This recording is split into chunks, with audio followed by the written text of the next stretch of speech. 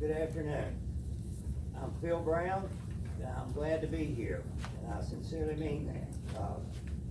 Houston County and Erin is still home to me, even though I've lived in Knoxville since 71 or 50 years now. This is still home and always will be. And I know half of you in here probably know me, but for those that don't, Arthur and Alice Brown were my parents.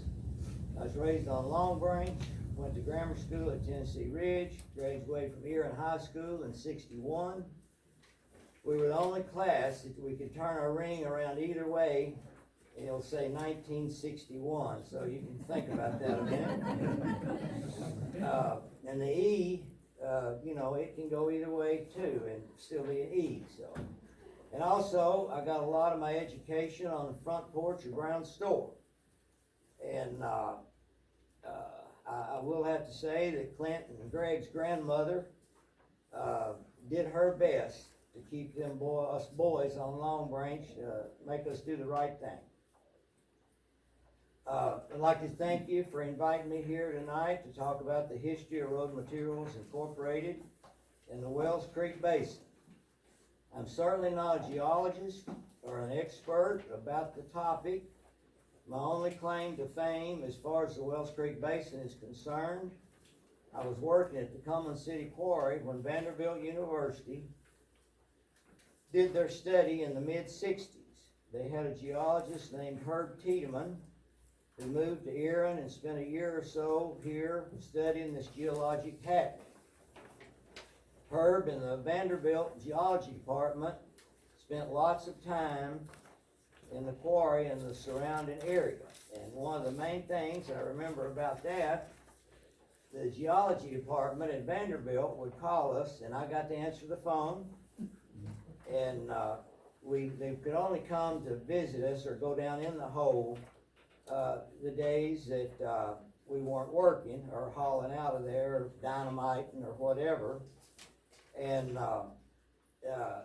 I looked forward to that because they rode in there in those vans, and about half of them were girls.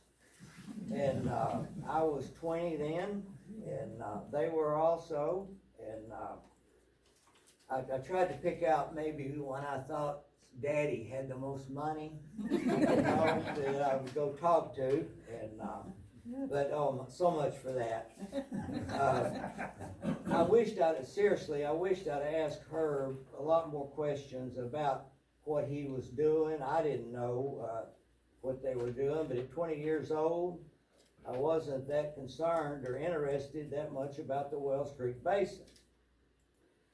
Tonight, I'd like to give you a little history about the quarry and talk to you a little bit about what I know about the Wells Creek Basin. Regarding the quarry, I can probably give you a halfway intelligent answer. About the basin, maybe not. Let me get my thing. I don't know how we come up with all these pictures, but we did, and I would certainly like for my waist to be about that again. And a little more history on that. If I'm not mistaken, and a lot of y'all remembering, Gordon McKinnon, I think, made that picture of me. And Gordon loved to come down there and make pictures of the trucks and the dozers and all that. And we really had to watch him to keep him from getting hurt. I remember that because he'd just go down in the quarry or anywhere. But as far as the history of the quarry, to the best of my knowledge, this is why it's located or was located at Cumberland City. Road Materials Incorporated, the quarry owner, started Cumberland City in the fall of '61. It was a Knoxville, Tennessee corporation which was owned by stockholders. And you might wonder why some company from Knoxville started a rock crusher at Cumberland City. It's a pretty interesting story, really. There was a small quarry operation at Dover called the Dover Stone Company. And I didn't even know that existed at the time I went to work at Cumberland City. But it's across the road from where old Spring Grill was off of Highway 79. It was back in there where Joe Martin's place was after they moved from down on the river. There was a Knoxville equipment dealer named Leonard Nixon. And, he held, he had most of the equipment financed and held, I'm assuming, the promissory notes. When Dover Stone experienced some financial problems, Mr. Nixon and Mr. Ratliff, who I worked for all my life, were good friends. And basically, he talked them into assuming the loans and taking over the business at Dover. During '61, Road Materials, who was primarily in the asphalt business, tried to operate the Dover location and quickly found out it was a losing proposition. The stone at Dover was just absolutely too abrasive and not enough market. There was a former Stewart Countyan who worked for the highway department in Nashville in the materials and testing department named J.B. Wiley. And he knew the situation down there at Dover and told the road materials owners about the rock deposit located at Cumberland City. And Franklin Limestone, who also started the quarry over at Rock Hill at Waverly or Gorman, for a few of those that can remember that. But anyway, they went and looked at the deposit at Cumberland City, and I don't think they knew anything about the Wells Creek Basin and all that, but the rock was right on top of the ground. So they, and is also on the L&N Railroad. That was the big kicker. Because at that time, and still now, there's not any limestone in West Tennessee other than right on, barely across the Tennessee River. There's a couple quarries, one at Parsons and one at Holiday. And so anyway, they decided to move from Dover to Cumberland City in the fall of '61.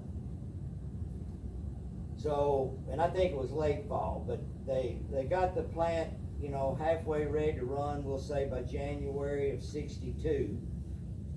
And right in there somewhere, we had a massive flood, and go to the one chart.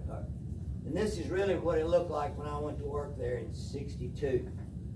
And at the same time, this is a photo of what it looked like when I went to work March the 15th of '62 at $1.15 an hour. And I don't know why, but I've always been proud of that for some reason.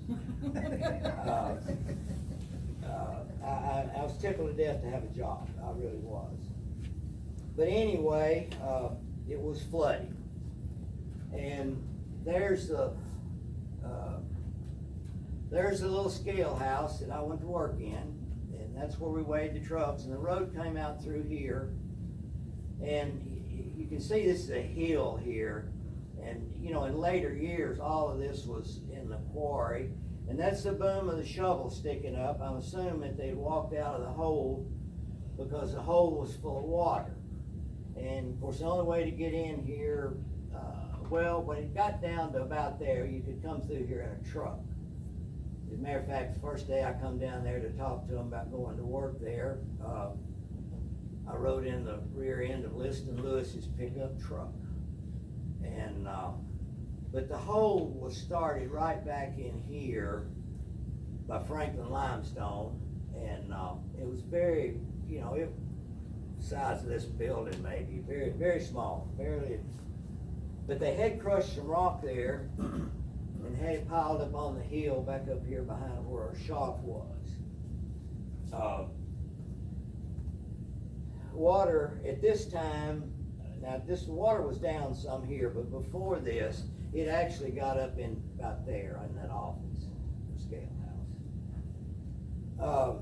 Water covered 149 at Third Bridge and was up in the old Lockhart Chapel Church. If I remember correctly, we were able to get into the quarry around April the 1st to actually start crushing rock. And, you know, we, in all honesty, I didn't know it at the time, but we didn't have a whole lot to work with. I mean, they believed in, I guess, crawling before you walk. And I didn't know that because I thought I was really working for a huge outfit and all this. But we started out with, we could crush about, 800 ton a day, maybe. And that was wide open. We had these things called coring dumpsters, and the nickname of the things were mules, and then they were about 2 steps ahead of a mule. And but we had 5 of them. At 2, we hauled out of the hole with 3 of them, and stockpiled with 2 of them. In '62, we produced about 125,000 tons of crushed stone and ag lime. One thing that helped a whole lot in that particular year was building of the Houston County Airport. We had several tons of base stone. Our main product then was agricultural lime that we shipped by rail to West Tennessee. The ag lime market was based on what we could make. I mean, we could sell everything we could make. Which we're going to talk about on down the road here a little bit, but we were in what was called the Knox Dolomite Formation. It was really good ag lime, high in calcium, and the soils in Paris, Dresden, Martin, all the cotton country down there was what they call soured soil or something like that, but it was starving for calcium. We had a competitor over at Rock Hill, Vulcan Materials, which was a huge outfit. And like I said, the lime dealers was all calling us, and it took us about 6 months to figure out that a lot of them were the people that didn't pay Vulcan. And, but we continued to produce lime, and it was, I guess at that, say 62, probably our biggest product. And the most expensive thing to make, because you had to, grind it down so fine. Okay, in 63, the State Maintenance Department plowed up a good section of 149 from Cumberland City to Erie, put 8 inches of base stone back on it. And that was really a good thing for us. Local business was growing. We were getting a whole lot more local business than we had any idea. We were probably shipping 70% of our business by rail into West Tennessee, supplying asphalt and concrete plants, Paris, Union City, Dresden, Martin, and Dyersburg. And we had a better freight rate. The line that come through here, we had a better freight rate into those northern counties than Vulcan did from Waverly going down and going through, they went through Humboldt and down, they got more of the southern, their rates was cheaper in the southern counties, and we were a little bit cheaper up there. And I'm talking about cheaper, a dime a ton maybe, but back then that was a lot of money. Rock now, it's $15 to $18 a ton. Our bin price was $1.35. That was our best price, and we sold a lot of rock for less than $1. We shipped rock to the city of Memphis, delivered out from Cumberland City for $2.64 a ton. Freight rate was $1. The L&N hauled it to Memphis for $1.60 a ton, and we were getting 94 cents. So, like everything else, times has really changed. The early years, we had a lot of accidents. Thankfully, the good Lord, nobody ever got killed down there, and we actually operated, and I'm getting ahead of myself, for 24 years. But, just mashed fingers and this and that.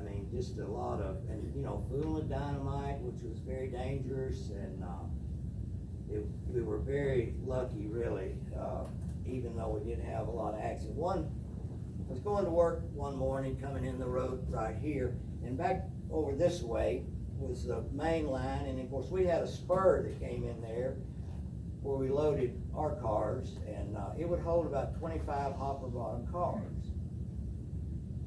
So I was coming in one morning, and I looked over there. We were loading railroad cars at night with the old dumpsters, because we need them in the day to haul out of the quarry and stockpile. Well, I looked over there, and there was one of those old dumpsters upside down in a railroad car. And these things, I wish we'd have we finally, Charlie come up, or Donald come up with a picture of one of them, but they didn't have hydraulic dumps on them. They were, it was a gravity type dump. The operator's back here in the back, and the bed's up here in the front. And to dump it, you were going forward and slammed on the brakes, pull the lever, and the bed would get it back. Same way to bring the bed back, you ran backwards. It had 4 gears forward, 4 gears backward. So you took off backwards, lickety split, hit the brakes, and here the bed would come back. And they were man killers. And where's Mr. Lowe at? His daddy drove one of them. But either way, when the bed went up or come back, either one, I mean, it raised you out of the seat about that far, you know. And but anyway, here's this dumpster over there in the car, and I got in the office there, and somebody had left a note. I need to call Dr. Luton. Wasn't any clinic. That was just when Dr. Luton had an office here, and I don't really remember how all this shook out, but what had happened. The boy driving the dumpster was new, and where we ran out over the top of the hopper car, we had a big cross tie there that the wheels bumped, and it made the bed go. Well, he was, and I would have been too, he was a little bit afraid to hit it that hard, you know. So this guy named J.B. Pulley worked down there, one of the best men we ever had. I mean, Pulley, it was hard work. So Pulley, I think, decided to show him how to make it dump. And no doubt they hit that cross tie going too fast. And by the grace of God, I don't know how this happened, but the dumpster went in top of the hopper car and threw them all the way over the car into a stockpile.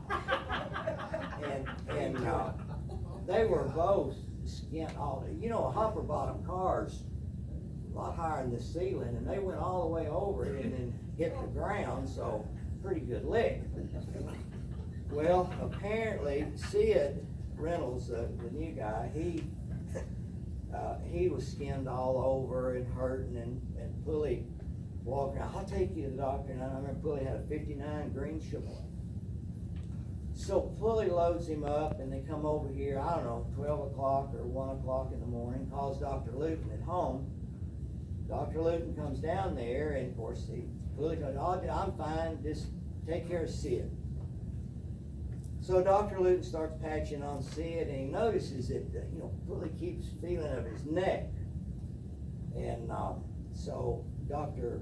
Luton asked him, he said, Pulley, you sure that there's nothing wrong with you? And he said, well, my neck feels a little funny. So apparently Dr. Luton felt of his neck and determined there's something bad wrong. So they called Wiseman Funeral Home and got an ambulance. I mean, that's how you went to the hospital in a hearse. So anyway, they took Pulley to Vanderbilt, and Pulley's neck was broken. And he was there about 2 weeks, and they got him straightened out. And I remember him walking back in like 2 or 3 weeks later, had one of the big collars around his neck. I'm ready to go to work. But if they had went in the railroad car, I mean, there's just no way, you know, it'd kill them both. But that was one of our bad ones. Most of them were mashed fingers and whatever. Okay, looking back, without Tennessee Asphalt Company, who Mr. Ratliff owned, backing, and other road materials locations, Cumberland City probably wouldn't have survived 62 and 63. They just kept pouring money into it, and I'm thrilled to death that they did. And also during this period of 63 was when Vanderbilt began to study in the Wells Creek Basin. In 64, and I don't know where I've already skipped that or missed it. No, it's on over here. I'm going to talk more about Vanderbilt here in a minute. Okay, in 64, and Booker will remember all this, the state raised the elevation of a lot of the state routes in the area getting ready for Barkley Dam. They had to raise a little section through Cumberland City and all that new, where you go over the water between Bear Springs or Carlisle and Bear Springs, all that was in it. And there was something like 100,000 tons based on all those jobs. That was a big boost for the quarry. Morgan Construction Company from Clarksville, who still exists, was the prime contractor, and Dick Rye and Paul Moore were foremen for Morgan. We were selling like 250,000 tons a year now. We're getting a lot more local business than anticipated. We've been in business 3 years now and been able to sell everything we could produce with the old plant. TVA was talking about building a steam plant in Cumberland City. And we knew that there was no way that we could supply TVA with what we had. And also in 64, Tennessee Asphalt and the Ratliff family purchased 100% of the stock of Road Materials Incorporated. That made a big difference. And Charlie, can you back up to the old plant, or are we supposed to be there yet? Yes. Okay, here's the old existing plant. And this is another accident that the good Lord was looking after us apparently. That's the scale house where I worked right there. That bin right there, the legs on it buckled, and when it did, it tore all this down. But that's the only plant the only picture I could find of the old crushing plant that we had for like 4 or 5 years, from 62 to 65 or 66. In 65, Road Materials invested in a new crushing plant and several pieces of new equipment. Now, the old dumpsters we had hauled 8 ton. Those babies hauled 35 ton. But we got 2 of those to haul out the hole with, and a brand new shovel. And of course, we were Nixon Machinery from Knoxville sold it. You know, they were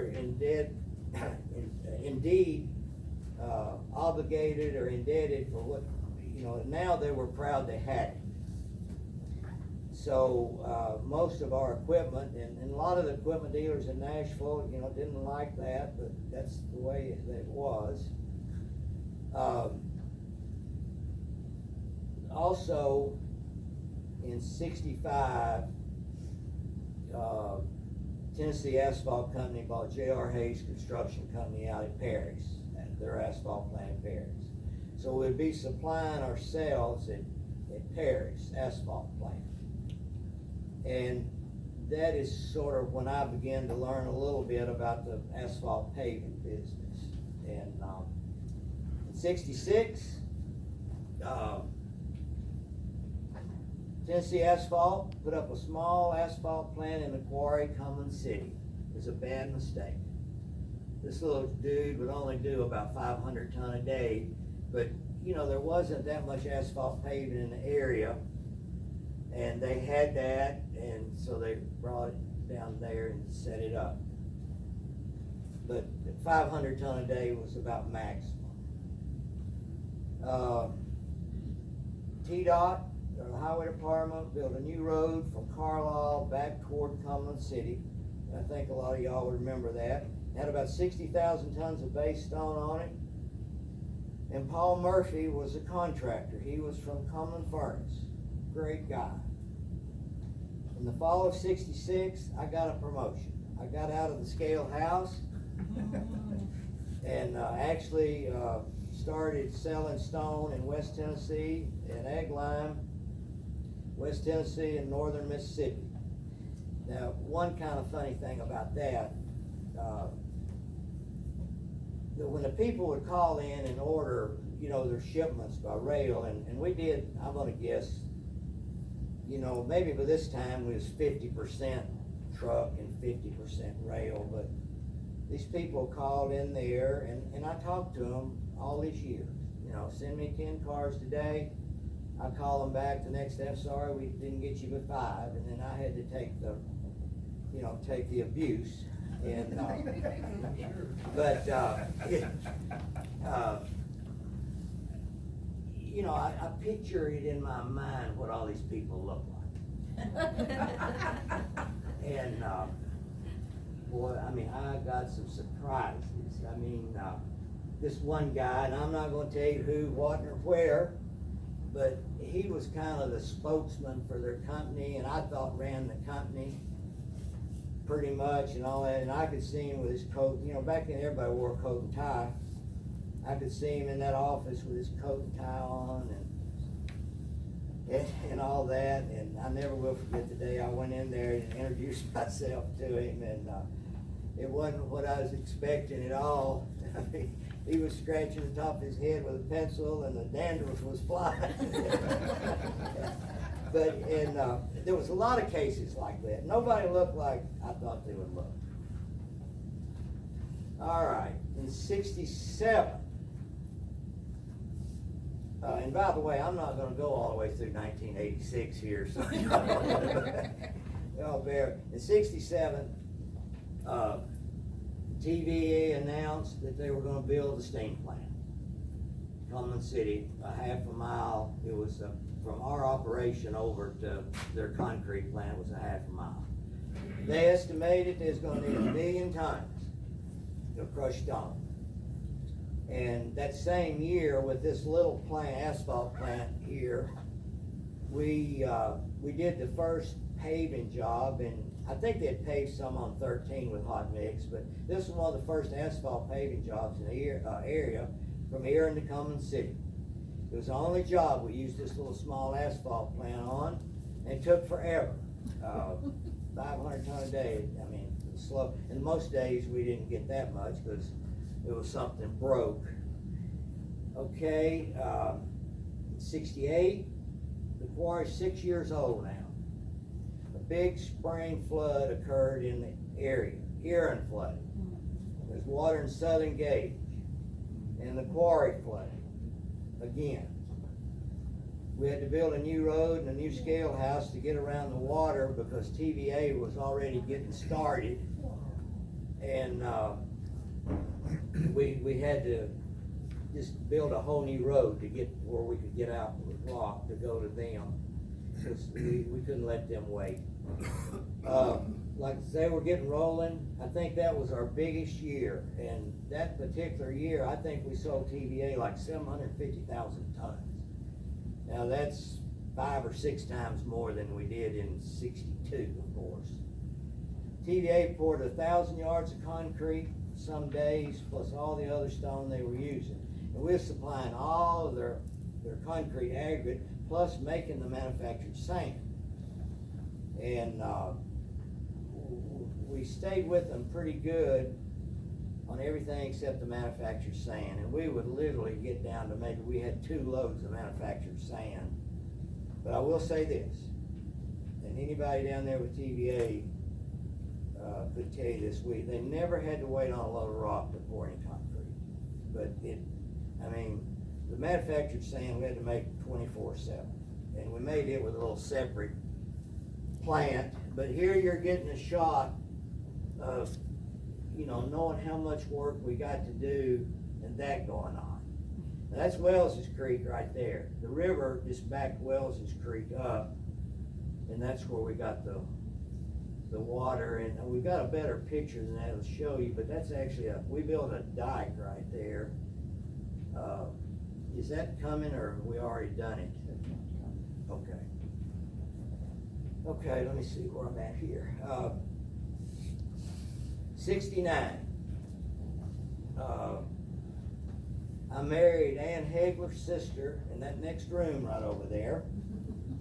And the company actually wanted me to move down to Paris, Tennessee, so I'd sort of be in the middle, or, you know, of West Tennessee, and I wouldn't have to drive so much every day.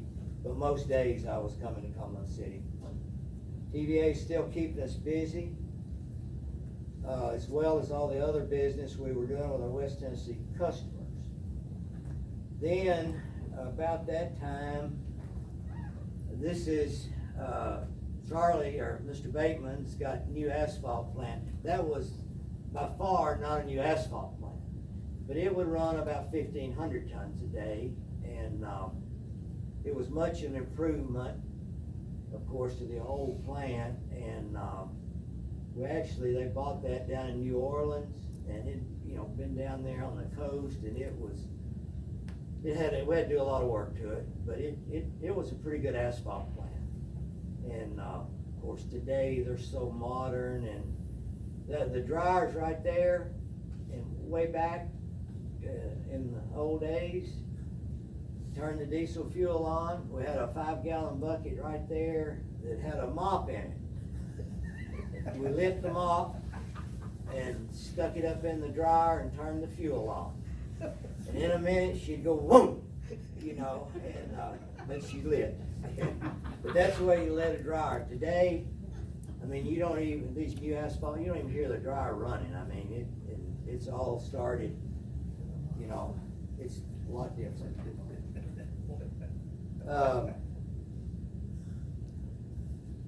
We put that up, let's see, I'm saying here in the winter of 69 and 70. And then like the next year, we paved with hot mix from Crossroads to the Dixon County line. And that was like one of the first jobs that we did with this plant. It's only been 50 years ago now. Okay, in the spring of 61, I was living at Paris, so I was close, you know, to Mississippi and all that. So we put up an asphalt plant in Grenada, Mississippi. I stayed at the Holiday Inn down there for 6 months, and my daughter was born during that period.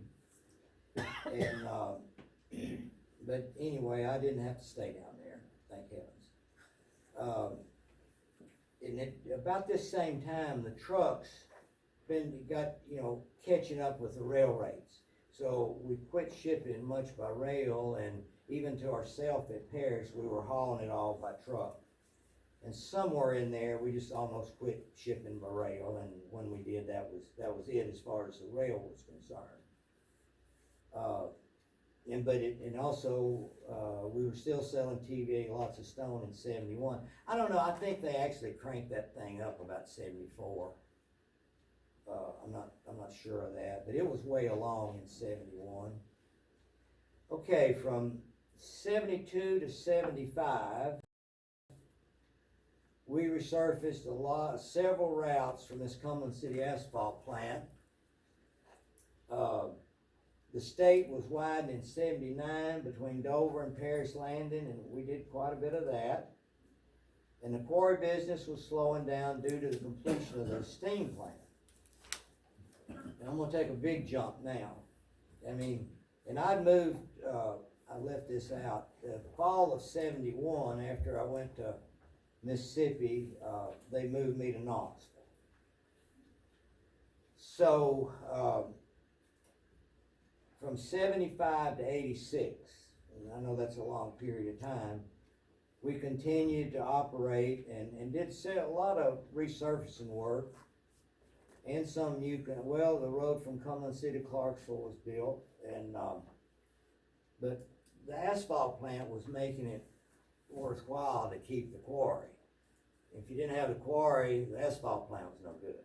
So, you know, the asphalt plant, in other words, it was making money, so we kept hanging in there with the quarry. I don't really know how many times we were flooded during this period, but I think more than once. So after operating for 24 years, and I may be off on some of this a year, I don't know, I didn't have a diary to do this by. I mean, I had to try to bring it all up. And 86 was the quarry's last year of operation, and the river finally won.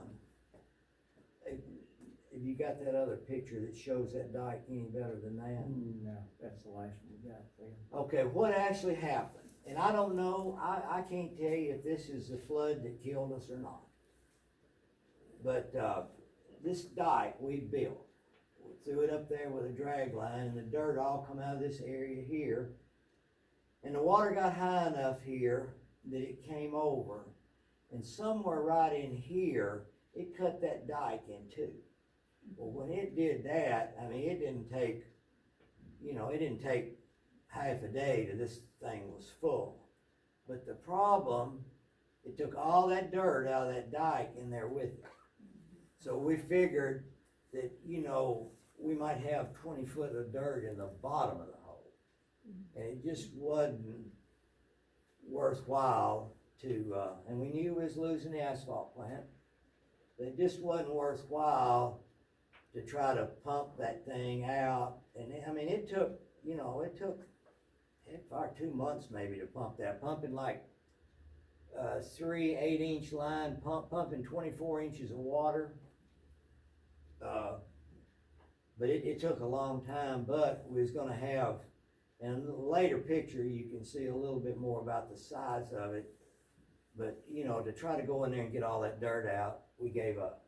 The river finally won, bottom line.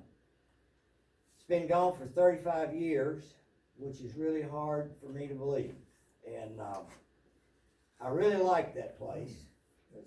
I hated to see it go, because that's where I'd started, and, I don't know, I like that place. And during my whole career, I'd rather be around a rock crusher than an asphalt plant, in all honesty, because I like to watch them crush rock. And, one other little thing, tidbit, I'm gonna throw in here about the quarry. But like I said, I was 20-year-old, it's a great place to park. I had the key to the gate. So, Kirkendall couldn't pull in behind me somewhere and turn his blue light on. All right, we're going downhill quick. Now I want to talk to you a little bit about the Wells Creek Basin. And I know it's dark and you probably can't see. Okay, when I hear, back up a little bit, you can see what the dike looked like a whole lot better there. That's Wells's Creek. Come behind us, and the river's down here. But the river, when it got up, it backed that, and then of course that bottom over there flooded. We was just kind of sitting on a hump here, to be honest with you. And the quarry, now this is, well, let's see. There's that's the asphalt plant that we put up. So this was about 70. So there's a lot more rock coming out of there in the next 16 years. And, most of the hole come back this way. That's a good portion of it, but a lot of it came back this way also. But when that dike come into right there, here come, it washed out an area like from here to here or whatever. It just kept coming and filled us up with dirt. But that's a good aerial view, to be honest with you, of that does show all. That was a jaw crusher. This was a surge pile, and you come out of here and went to here and all here. And a guy from the Clarksville Leaf Chronicle made that picture. We didn't ask him to or anything. He just come down there one day and he said, "I've got a aerial view photo of your operation here," and I was glad to get it. That's still the little asphalt plant that I talked about that would only run about 500 ton a day. Okay, for the Wells Creek Basin, I've certainly said that I'm no authority, especially what happened some 500 million years ago. I was working at the quarry when Vanderbilt made their study in the mid-60s. Until I read some of the information I have now, we always thought, or what we heard, that Vanderbilt was paying for all this. But in reading some of the information that I've read since, NASA was paying Vanderbilt to do this and giving them unlimited amounts of money to do the research on this crater, because the crater was similar to the craters on the moon that supposedly was created by meteorites also. So NASA was getting ready to go to the moon, and this craters were like craters on the moon. As you know, they landed on the moon about 5 years later in '69. The big controversy about what happened all those years ago was whether a meteorite fell and created this upside down rock, or a volcanic explosion did this. Now, and I'm leaving my notes here again, anywhere in this area, go to Southern Air, look on the right as you go through Stewart there, in Clarksville, Dixon, Nashville, everywhere, the rock is laying horizontal. And that makes it a whole lot easier to shoot, and you can get a level floor. But we was actually dynamiting in rock that's turned vertical, and crossways and sideways, and a lot of it looked like concrete, where you could actually, you break a piece of concrete and you see the coarse aggregate in there. That's what a lot of, it had really, there's something happened, no doubt. So,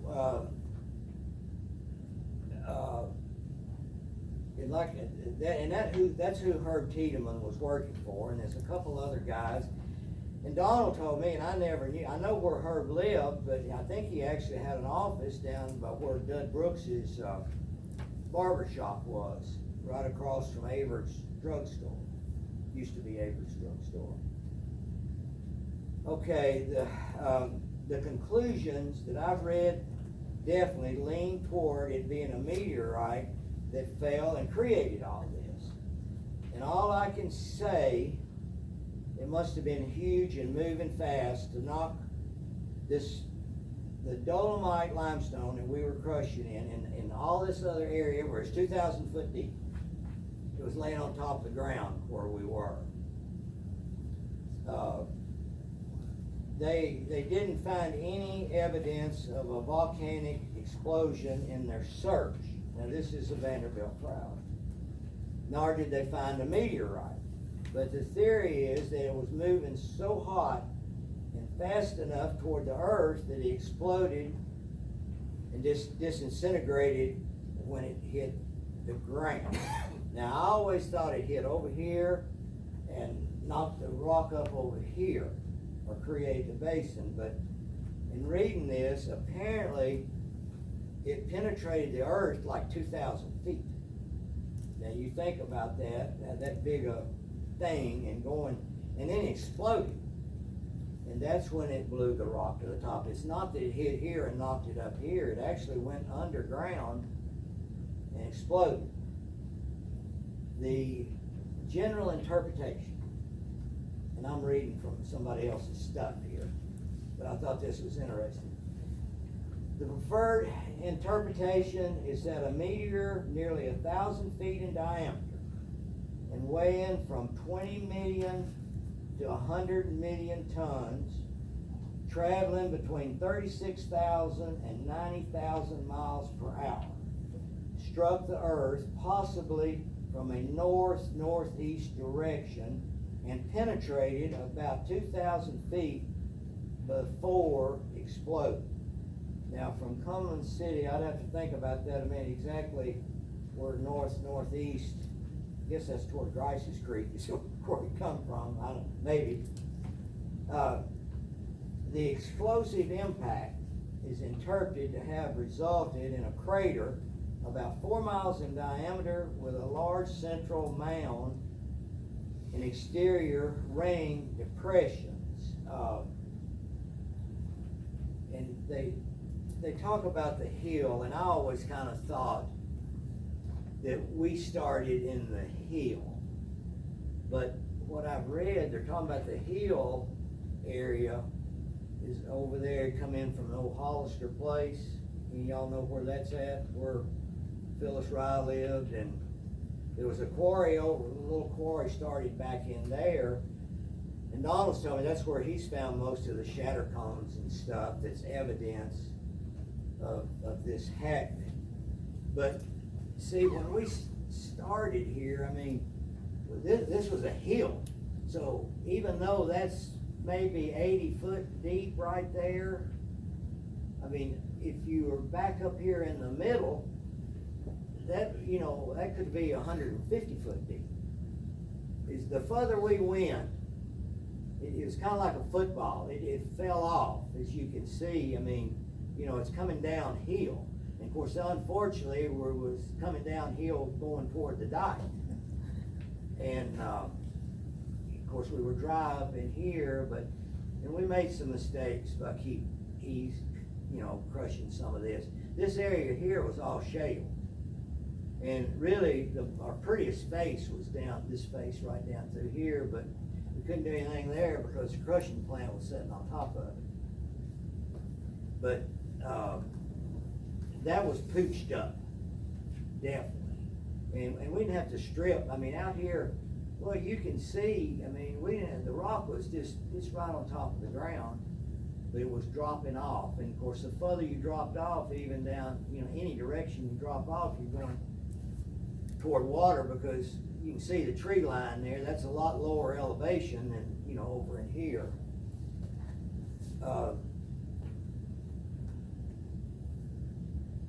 According to a scientific article that I've read, the Wells Creek structure was discovered in the late 1800s when the railroad was being built from Danville to Guthrie and passed through the Wells Creek Basin. As they were, you know, drilling and shooting rock cuts, they knew that something was haywire. The first professional investigators simply described the structure's features and did not include any suggestions about its origin in their manuscripts or field notes. They noted the area's strange twisted rocks and tilted bedding plains which stood out in stark contrast to the region's usual horizontal formations. And like I said in Stewart, it's obvious it's all laying in there horizontal and everywhere else except this 4 mile down here at Cumberland City. Discussions during the 1930s concerning the structure's origin led to two strongly opposing views. It was either a crypto volcanic or a crypto explosion that resulted from a meteorite impacting the earth. Detailed studies of the structure were completed during the 1960s. Now that's Herb Tiedemann Vanderbilt deal. And the primary investigators, Wilson and Stearns, that's who Herb worked for, and they were working for Vanderbilt, but they were all geologists, favored the meteorite impact theory to explain the origin of the Wells Creek structure. Evidence for a Wells Creek impact event included their drill core results, extreme breakage and shatter cones, orientated to indicate an explosive force from above and no volcanic material. The fact that the shatter cones, and I don't understand this, the fact that the shatter cones point to a location that would have been about 2,000 feet underground at the time of the structure's formation adds evidence to the meteorite impact theory. The fact that the meteorite material has not been found is no longer seen as an issue, given the fact that any fragments that could have survived the impact would have eroded long ago.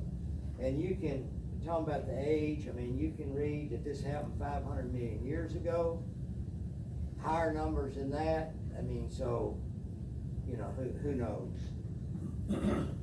I do think we started, and this is this picture here, quarrying right in the highest point of this thing, because rock was right on top of the ground in every direction it started dropping off kind of like a football. But now, in reading some of this stuff, they're still talking about the main hill being across Wells's Creek and over there on toward the Hollister place. We were definitely quarrying in Knox Dolomite formation. I mean, chemical analysis told us that. High calcium content. And actually, and I don't, maybe this is when Franklin limestone come in there and crushed, but the rail siding, the spur that we had there, as far as the L&N Railroad was concerned, was Dolomite, Tennessee. It's because of the high calcium content of the rock, it was considered an excellent ag line. Okay, I've handed you sheets of paper to try to show you, and I know it's dark, and maybe we can do it here, to try to show you how extreme this explosion had to be when it hit.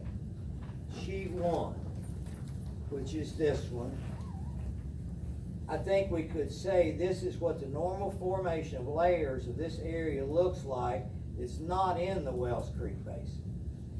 Vanderbilt drilled 2 or 3 holes, and I'm assuming, since that says 65, that this core could be one of those holes. And I remember one of them was like up on PZ Ridge, and then one of them was back in there toward the Hollister place. I don't know where all, but that's what Herb did every day. He stood with that drill and pulled those cores out.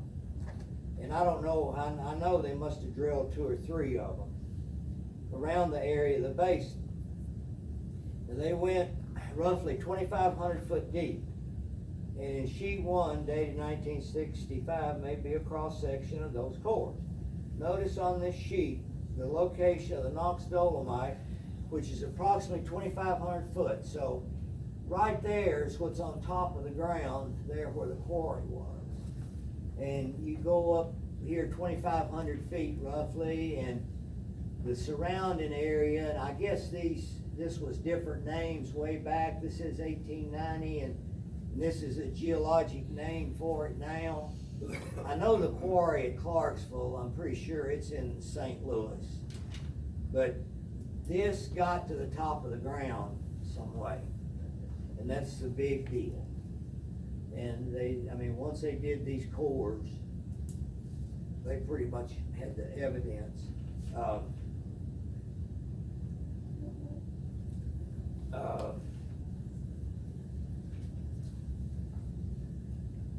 Vanderbilt, okay, they went 2,500 feet, dated 19, maybe a cross section. Notice on this sheet, the Knox Dolomite's approximately 2,500 feet. Okay, and your sheet number 2 shows you what the geologic formation of the Wells Creek Basin looks like. Now, here all your, whatever you want to call it, but there's your Knox Dolomite right there. And this, there's your scale, that's 2 miles. This is about 6 mile wide. And that's the Cumberland River. Give you a little bit, of course that'd be north. And all these are faults. And I've never really known exactly what a fault is till I read a bunch of this stuff. But this was all broken when that hit. And you got what they call a fault line. And I know y'all have heard of like the San Andreas Fault in San Francisco. That's supposed to be the biggest one like in the world. And some of these could be a foot wide, some of them could be 1 inch wide, but this is the geologic map of what happened down there and how it was broken up. Something very powerful had to hit somewhere to knock this mile wide chunk of rock to the top of the ground, and I just kind of scaled that. I figured if that's all Knox Dolomite right there, that's about 1 mile wide, which still, that's a pretty good chunk of rock to come from 2,500 foot below the ground. I'm glad I wasn't around there that day, 500 million years ago. As I've said before, I think most of the geologists assume that this meteorite was so big and moving so fast when it hit Earth, it exploded like a bomb. Also, we had a terrible time shooting this rock in the quarry, laying vertical, sideways, every which direction, rated really hard to blast. And we didn't get, if the rock's laying flat and horizontal, you know, you drill down to the next layer and shoot it, and the rock's tight enough that you can't have, the dynamite can't have anywhere to escape. And in this rock, it had places to escape. So we just, and we've had so many discussions down there about why. I mean, we tried DuPont Powder Company, Atlas Powder Company, everybody come in there and shot that, but we always had trouble. And really nobody knew a whole lot about any of that. Why? I mean, we knew the rock didn't lay horizontal. Another thing about that, you know, if you got horizontal, when you get done shooting and clean it off, your trucks can fly across there. I mean, we had humps sticking up and all kind of bad stuff. We had a lot of large boulders. If you got the picture where we're standing down there in the hole, and you go back to it, the three of us. Yeah.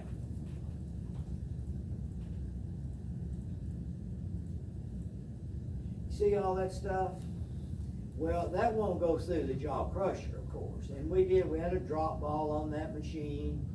And, but a lot of these, and I'll tell you a little story about that.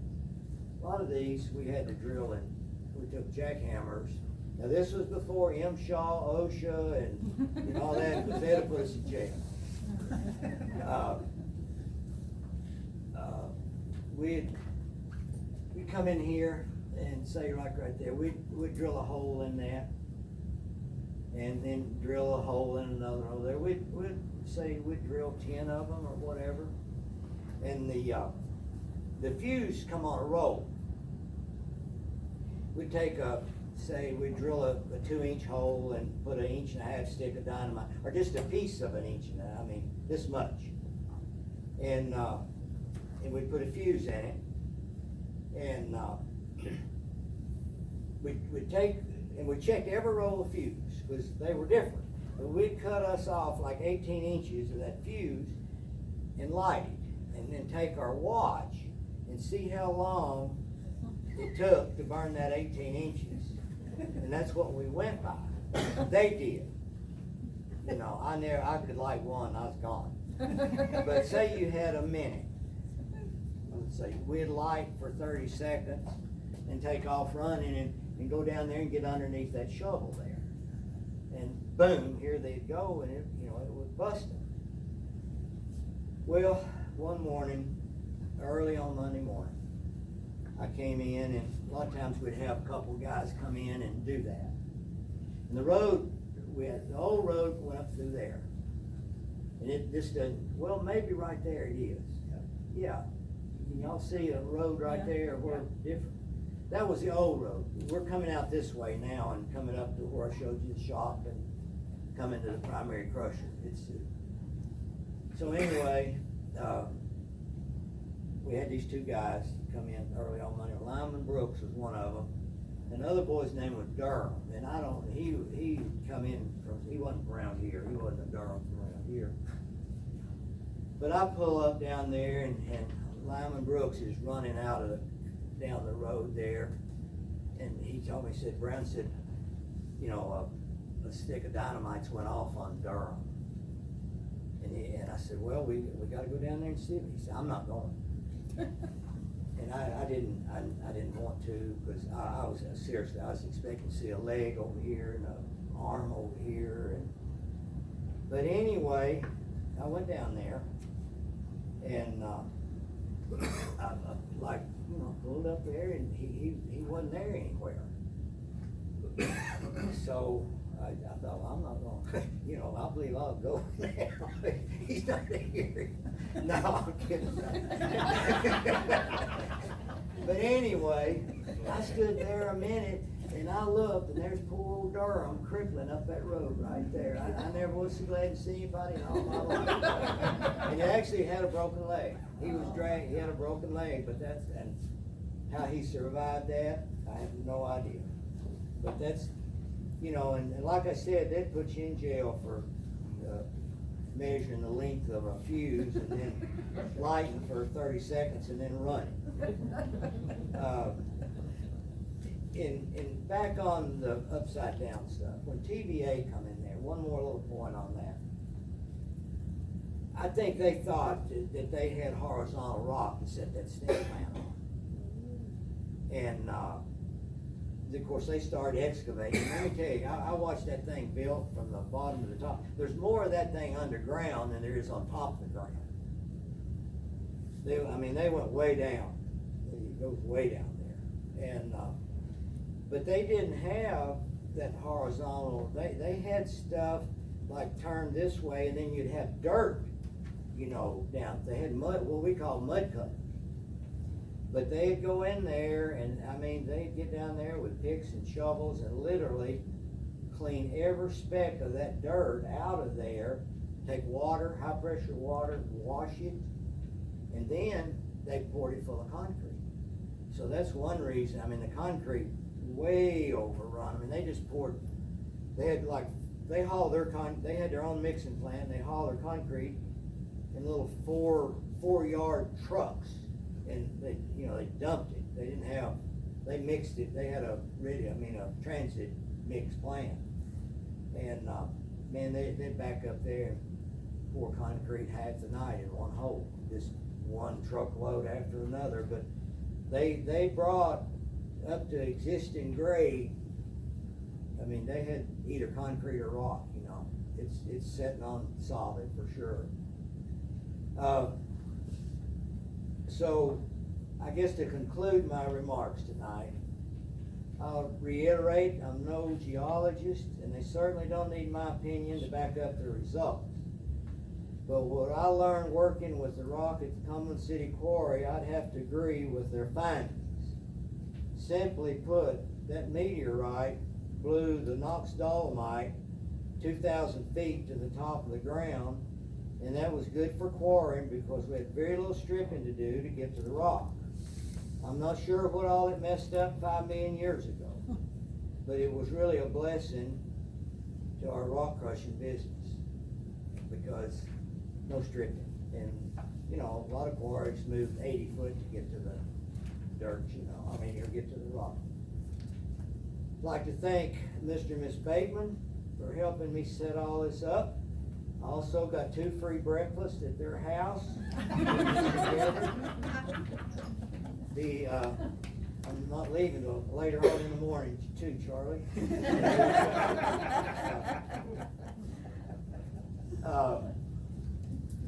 When I walked in to that little office at Cumberland City, and I'm going to tell you right quick, you won't shut up, how that happened. I lived out on Long Branch. The man that was manager down there lived with Miss Hessie Richardson here in apartment. And his name was Ledbetter. And he talked to Arthur Reynolds, needing somebody to work in the scale house. And I did work in the scale house, but I did a lot of other stuff too. But anyway, Dad had 2 beagle hounds for sale. Well, we may have more than that. I don't know how many we had, but Ledbetter wanted these 2 beagle hounds, and I didn't know that he had talked to Arthur Reynolds. But he come out to the house, out to the store, and just showed up one night and said, wanted to know if we were the ones that had the beagles for sale. And Dad said, yeah. And he said, well, could I go see them? So Dad asked me to go with him up to the barn where the beagles were and show them to him. So I showed them to him. We was walking back down to the store, and he told me, he said, I'm looking for somebody to work in the scale house down there at Cumberland City. I'd heard about the thing starting down there. Would I be interested? And I didn't know. I was out of high school. you know, I didn't wanna work at the shirt factory, I mean, I didn't know what I was gonna do, and, but that was right down my line. I'd ride over Waverly with the Houston County Highway Department truck drivers to that rock quarry at Gorman, and I liked that. So I said, yeah, I'd be interested, and he said, well, I'll call you Thursday. And he did, and asked me to come in on Friday morning. So I put on clean breeches and shined my shoes, and went down there, and he hired me. And from that day on, he didn't have a son, he had 2 girls, but he pushed me a lot, and matter of fact, it was his idea to let me go from there to start selling rock, and he was a big help to me, and he was an older man. I moved to Knoxville in 71, and he retired about 75. So, you know, at the time he was at Cumberland City, he was up, you know, middle 50s anyway. But that's how all that happened. But when I walked in down there that morning in March of 62, had no idea that I'd work there for the same company and the same family for the next 50 years. I actually emptied out my desk in 2012. Tennessee Asphalt sold out to Rogers Group in 2018. Now this is after the grandchildren even got in there. And I mean, Mr. Ratliff's son, Bill, was only 5 when I went to work, and of course, Bill was still around then, but the grandchildren were in there, and they determined to sell it, and it was the right thing to do, and in 08. And the Rogers Group only bought the company's assets. They didn't buy the corporation. So we still had Tennessee Asphalt Company, and I actually stayed in there till 12, just trying to winding everything up. I mean, we had like 23 state jobs when they bought us out. Of course, Rogers Group did them all, but they were still all in our name, and a lot of paperwork, all that. We had to disperse all the 401k. We had like 350 people that had money in the 401k plan, and but anyway, finally got all that done about 2012, and my son's working there now for Rogers Group. And my son-in-law's in the asphalt paving business himself, so it's kind of rubbed off. But I actually emptied out my desk in 12, and the good Lord's really been good to me. Really has. Health-wise, everything. I've been very fortunate. Thank you.